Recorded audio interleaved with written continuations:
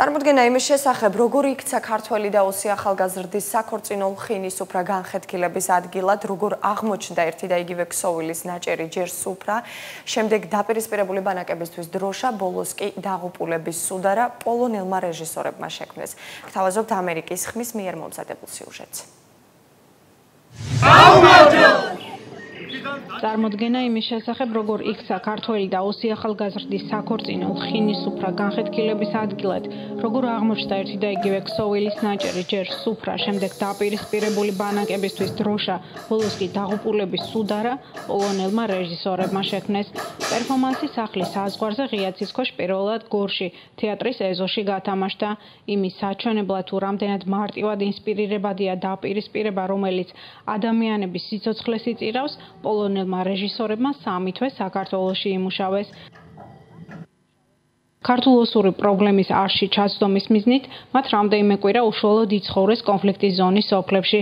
შეხვდნენ, ესაუბრნენ, ჩააწერეს ადგილობრივად მცხოვრები ადამიანები, რომელთა თავზეც ტრაგედიამ გადაიარა და შეეცადნენ წარმოდგენაში მათი ტკივილი წაესახათ.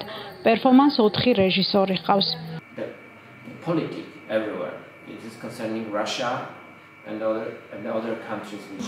პოლიტიკა ყველგანაა, ეს ეხება რუსეთსაც და სხვა დიდ ქვეყნებსაც, რომლებიც ცდილობენ გავლენის მოპოვებას პატარა ქვეყნებზე იმისთვის, რომ მათი ინტერესები იყოს წარმომადგენლობითი და მომგებიანი. ეს ასე მხოლოდ რუსეთის შემთხვევაში არ ხდება, მაგრამ ამ შემთხვევაში რეგიონში რუსეთია პრობლემა და ჩვენ თავი უნდა გავართოთ ამას როგორმე. პატარა ქვეყნები, რომლებიც არ არიან ინდუსტრიით გამორჩეულები, მივიწყა მსოფლიომ. ეს დიდი სირთულეა, ამიტომაც საჭიროა ბევრი მუშაობა ამ მიმართულებით.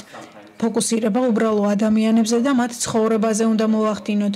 უმეტესად ისინი იტანჯებიან იმ დროს, როდესაც პოლიტიკოსები დიდი პოლიტიკის კეთებით არიან დაკავებულები.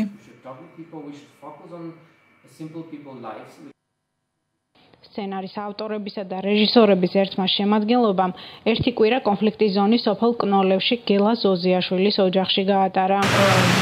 ამ პატარა ქვეყანას საქართველოს ამდენი გულშემატკივარი ყავს და ამდენი ადამიანი აპირებს ან იცის, ან კიდევ დამატებით აპირებს იმ ცოდნის გარემოებას, რასაც თვითონ პრობლემა ქვია და რაც ამ პრობლემის რაც საოკუპაციო ხაზთან არის მიმართებაში და პრობლემები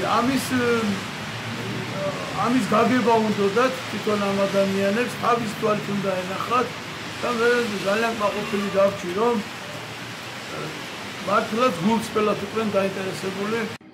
ხელოვნური ბარიერები და საზღვრები, რაც მშობლიურს გართმევს და გაშორებს, პოლონური შემოქმედი ჯგუფისთვის აქტუალური თემაა.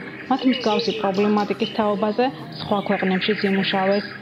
სახლის საზღვარზე თბილისის საერთაშორისო თეატრალურ ფესტივალზე პროგრამის საერთაშორისო ნაწილის ფარგლებში სექტემბრის ბოლოს იქნება წარმოდგენილი.